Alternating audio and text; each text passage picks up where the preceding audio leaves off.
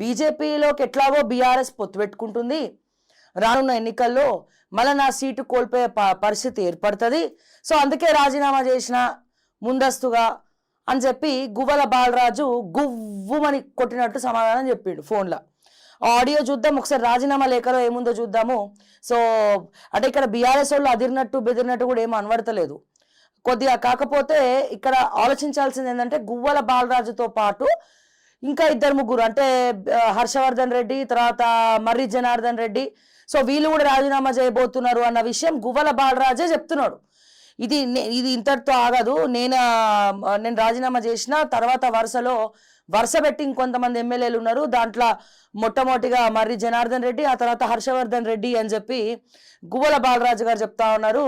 So BRS వాళ్ళు మాత్రం నాకు తెలిసి అన్ని పేపర్లు వేసిరు కానీ నమస్తే తెలంగాణ వేయలే.